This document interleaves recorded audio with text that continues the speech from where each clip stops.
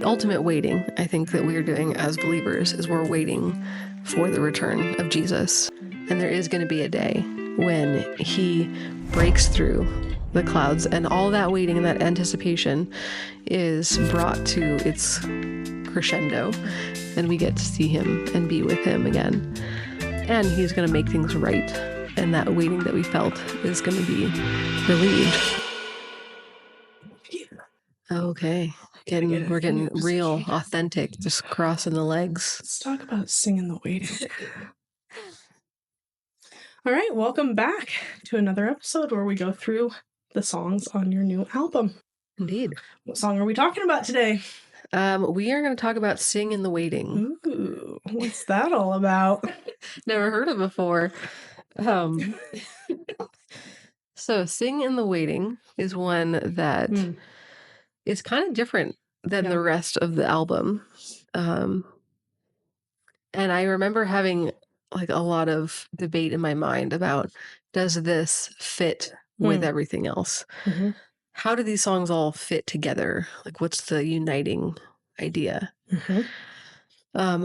But as, I don't know, just that sort of settled in my mind as I started to think about everything through the lens of kindness in calamity, that every song kind of somehow pulls out that theme. And Sing in the Waiting, it's about waiting for the return of Jesus, like the second coming of Christ, and how it's from our perspective as the church. And it does fit into that idea of kindness and calamity to me, because it's like that moment. It's waiting is often a calamity. Yep. Right. Have you ever been in a season of waiting? No, I've never waited for anything in my entire life. It can feel like an absolute, death sentence to wait. Yes. At times. And that was a really, And so when we are waiting, the ultimate waiting, I think, that we're doing as believers is we're waiting for the return of Jesus. Yeah. And so it talks about that longing for, it's kind of about the now and the not yet, right? Like Jesus is the reigning king now, but he's also not yet. Yeah. And there is going to be a day when he breaks through the clouds, and all that waiting and that anticipation is brought to its crescendo, and we get to see him and be with him again. And he's going to make things right, and that waiting that we felt is going to be relieved. And so there is kindness even, and the kindness in the calamity of waiting is to sing in the waiting.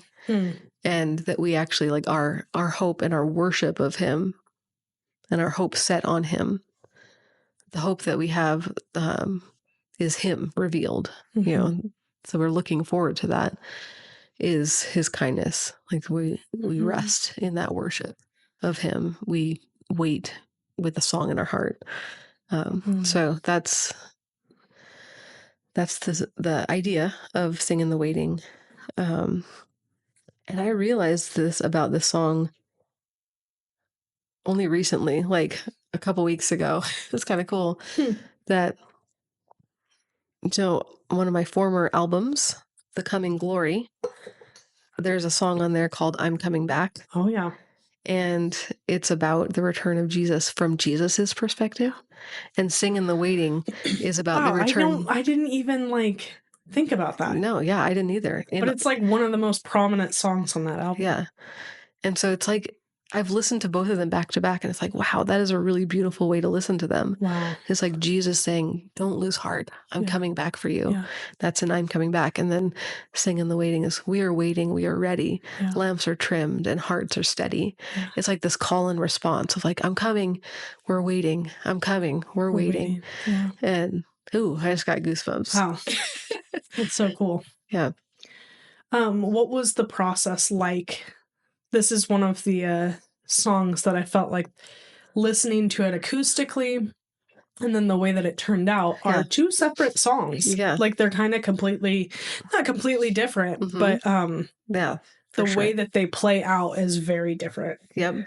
So what was that process like for you? It was very a process that had a lot of iterations, like how we first recorded it in the demo, with me and the guitar, and had a certain sound. Then we added drums and bass with Ian and Mike one day. And the thing that I asked them to do on it felt right at the time. Again, with the whole like learning to trust my ideas thing. Sometimes you have an idea and it also doesn't go well. Yeah. Like that's a thing. That's okay. And so listening back to how that turned out, I'm like, this doesn't sound right. Yeah. This isn't how it should sound. I don't know. Yeah. And then, so I remember we had the idea. I was going to say, I remember you had the idea. Let's make that known. And you sent me like a video or something. This is kind of like you on your iPad. I mean, like, this is kind of what I'm thinking of, maybe a different way to start it. But is this even before? Okay. Because we had another idea where we got together where you were on the drum kit and I was playing the acoustic, and it was like, we had a certain idea and then it still didn't feel right. It was like, this is too upbeat or something about it. And then I had an idea. Actually, one day I was sitting at my kid's like little electric keyboard and just like playing around. That's what it was. And I was like, I think I have an idea. And then that night I actually woke up in the middle of the night and I was like, I know how it should sound. I've never had that before. Wow. That was weird. But I did pray. I'm like, Holy Spirit, please help me with this song. I don't know how it's supposed to sound. And I know you like it. It's weird, like, to say that, but I feel like he does. He does. But I woke up in the middle of the night and felt like, I think I know how it should sound. And it was like much more spacious and ethereal sounding. Yep. And so I sent you like a little version of it that I had done on my iPad. And then you got excited about it too. And I did a version of it on my iPad. Yeah. And then we brought that into Sam. And he's like, okay. He did a version of it on his iPad. On his iPad. And that's how we produced the entire album, is on an iPad. No. His iPad is just, ginormous. Really big. Really unreasonably large. But he's like, okay, so a whole different direction. You want to start over. Got it. Exactly. Yeah. And so and then even after we did that version of it, when he sent me the first mix recently, I played it for everyone when we were practicing one night, and it was like, something's not right. I was like, dang it. Yeah. Why can't we find it? I struggled with it. You know that. Yeah. This was the hardest song. Yeah. Like, it just was hard. And I'm so happy with how it turned out. And I think that it sounds great. Yeah. Like, but I mean, because I'm who played the drums on it, and I shouldn't be playing the drums on anything. You did great. But what we initially done sounded super good. I actually thought when it was just you and I playing. Yeah. But as soon as all the other elements were in there, and then also the dreams and visions you were having of how it should sound, once that was all there, it was like, well, now it doesn't sound right anymore. Yeah. Like, it completely lost its... It had two different feels. It's completely different. Yeah. And so then it was like, what are we going to do? Okay, let's try removing the drums out of this section. Yeah. And then it's like, well, that section got significantly better because the drums aren't there anymore. What if we get rid of the drums on this section as well? And I think that actually might have happened when we all listened to it as a band together. Yeah. And I think it was Holly that was like, I don't like it. I love that she was just like, do you want my opinion? Oh, like, yes, I do. Like, I do want it. That verse doesn't sound good. It was like, thank you. I did actually really need that feedback. Yeah, and I was sitting there going like, I couldn't agree more. Yeah. I don't know what to do. Yeah. I don't know what's supposed to go there. I've hit kind of the limit of my ability. Yeah. And she was like, I just don't think it should even have it. Like, what if you just kept it? Yeah. Well, because the song, even though the drums don't come in until a couple minutes into the song still moves forward in like a steady, non-rhythmic way. It doesn't need it. Yeah. Where it didn't need it. Just kind of like floats along. Right. Whereas like a song like Kindness and Calamity, you start bringing in that groove and the whole vibe kind of changes on it. And it slowly is building. Yeah. This one was like, we need to just literally just wait on it. Yeah. Sing in the Sing in the waiting. waiting. Wow, you looked at me and I was like, what? It just clicked. We were singing you just in the needed to waiting. wait and sing. Anyway. Well, and as Sam and I worked on that final, how it actually ended up being, it's like there's almost 3 different acts of the song. Yep. And I'm like, that kind of fits with the feel and the message of the song. Yeah. There's this act in the beginning that's just like nothing but a pad and electric keys that just feel sort of like warm and like they're just undergirding the song. Yeah. And then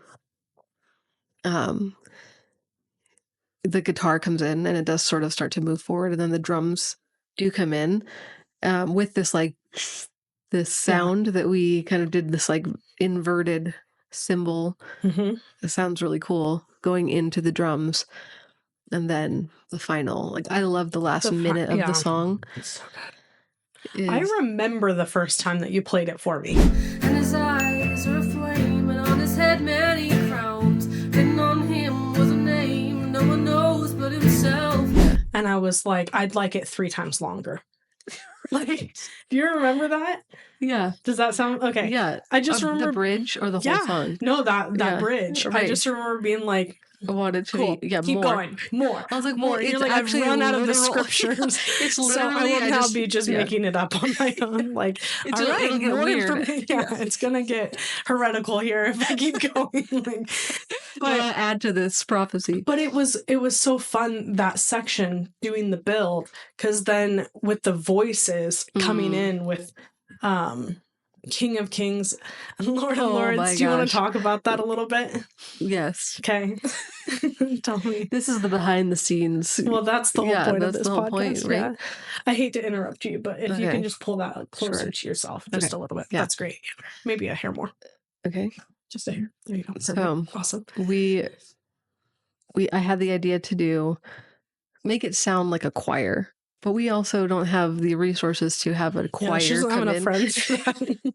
I guess. Well, I do Sam's have enough friends. Is not big enough. Sam's studio is not big enough, and also organizing all of my friends to be in one place at a time is really difficult. I've discovered. Yeah. So, but if there was a funeral, it would be no problem. Someone could just die. No, I'm just kidding. It's really turned. We'll get a quick recording of you guys. Hey, if everybody can just gather together real quick. And this is for my album purposes. I just need King of Kings and Lord of Lords. Okay. Altos, if you can. People are just grieving. Right. Yeah. Okay, anyway, enough of the riffing. All right. So I was like, we need to create a choir using just Nicole and I's voice. And so. Because I don't have a life. So I can come whenever she'll be there. Yeah. So Sam was like, all right, I'm just going to do take after take after take. And one of you jump in there into the vocal booth and like do a version of it. High, low, just make it sound like a different kind of voice. Do we have any footage of this? I have the video that I sent to you. Is it me? It's just the recording. Oh, it's the recording. Yeah. Okay, yeah. Well, we might have to splice that into show notes. Yeah. I hear people say that. I don't know what that is. Is that just a file on Google Drive or something? I don't even know. I'll send Here's it to you. A link to my Google Photos. Okay, anyway, go on. But so we did a number of them, like high, low sounding, stretching our vocal range or whatever. And then we were like, we need to do some man voices. Yeah, we gotta have some men. I have a man voice. And the takes of us being like, we sound like monks who all like shouldn't sing. Ready? 3, 2, 1. King of Kings, Lord of Lords. No part of that sounded good. But that's exactly how it sounds on the recording, but it's just all mixed together. Mixed in enough that you don't hear that part. Yeah, like piercing hopefully, we didn't just ruin the song for everybody. What are some of the characters? Because I just kept going. Yeah, with as many as I had. I think. Did you name them? Minnie Mouse. No, Irish woman. Oh yeah, you did have an Irish woman. I remember, and you also did Judah. Judah from Judah and the Lion. Yep. Which that one she like yelled at. And you just put a little bags. Like wow wow wow in the back. I thought it sounded so cool. Mm-hmm. You kind of echo through on that last one. Mhm. Yeah, so that's our just- makeshift choir, and it Yeah. was wonderful. It was very fun. I love how that last bit of the song ended up, and it just really powerful to have a multitude of voices, just a fraction of what actually will I be. was gonna say it just excites But- you and gets you pumped for what it will Yeah. be one day. Yeah. Cool. Yeah. Well, anything else that you want to share about this song? Did you want to read something in Well, Revelation? I just have it open to what the entire bridge is in the song is Revelation 19. I think this is a great way to end this episode. Okay, Why don't you just I'll read it out. This is the bridge of Singing the Waiting, and also Revelation 19:11 through 16. Then I saw heaven opened, and behold, a white horse. The one sitting on it is called Faithful and True, and is right, and in righteousness he judges and makes war. His eyes are like a flame of fire, and on his head are many diadems, and he has a name written that no one knows but himself. He is clothed in a robe dipped in blood, and the name by which he is called is the Word of God. And the armies of heaven, arrayed in fine linen, white and pure, were following him on white horses. From his mouth comes a sharp sword with which to strike down the nations, and he will rule them with a rod of iron. He will tread the winepress of the fury of the wrath of God the Almighty. On his robe and on his thigh he has a name written, King of Kings and Lord of Lords. King